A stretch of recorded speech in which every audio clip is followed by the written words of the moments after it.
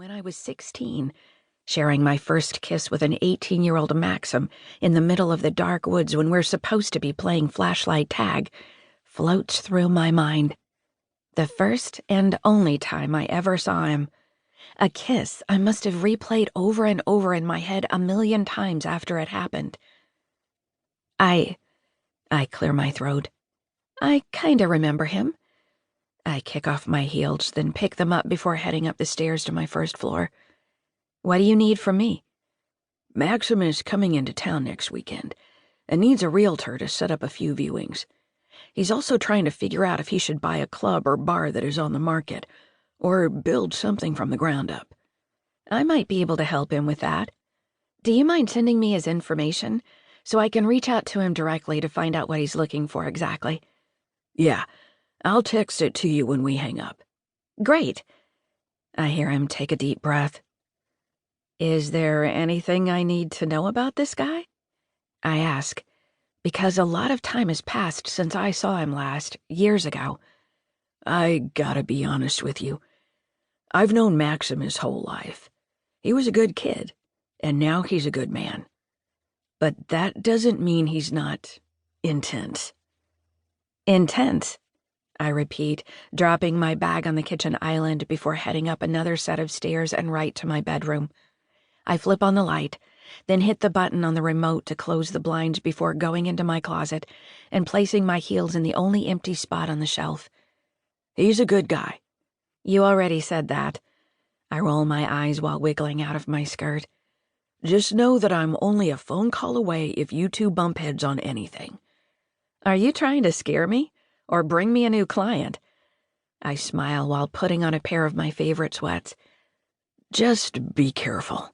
He sighs. Right. I shake my head. Send me his information. I can handle myself. I assure him, padding out of my bedroom and back downstairs to the kitchen. I know you can, he says thoughtfully as I open the door to the fridge and take out the chicken I left marinating in a mix of orange juice and spices this morning. Maybe I should be worried about him. That would probably be wise. You should call him and warn him now. I might just do that. He laughs before we say our goodbyes and hang up. The thing is, I'm not joking. I found that most men find me too gruff, too aggressive, too forward. They don't know how to handle a woman who isn't willing to lie down and accept whatever fate someone else chooses for them. And I sure as hell am not going to make myself smaller just to make a man feel better about himself. Standing in front of the full-length mirror in my bathroom, I check my reflection to make sure I haven't gone overboard, which I have a tendency to do on occasion. I love makeup, clothes, and shoes, so there are times I look like I'm ready for a night out on the town rather than a day of selling houses. Today, I look the part of a professional, with my ankle-length black slacks, black tank, and a little pizzazz added by my blazer with its leather detailing. When my watch buzzes on my wrist, I flip it over and smile when I see it's Harris, confirming I'm picking him up at his house in 2 hours. It's Wednesday, my favorite day of the week, the one day I get to spend with my part-time assistant and friend. After sending him a thumbs-up emoji using my watch, I head for my closet to grab my black patent leather Louboutin heels and carry them downstairs. I drop them on the floor next to the island in the kitchen, then slip off my blazer, hanging it on the back of a chair at the bar, then press the button to turn on the coffee pot.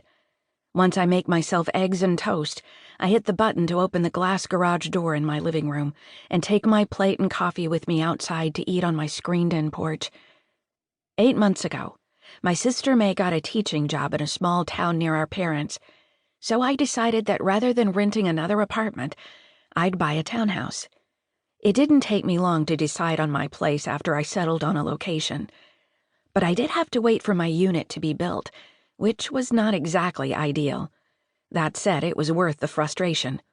My 2,200 square foot home is unique in lots of ways, but my favorite feature is the fact that, with the press of a button, a wall opens up in my living room, giving me indoor-outdoor living that looks kick-ass, especially with a view of the forest behind my place.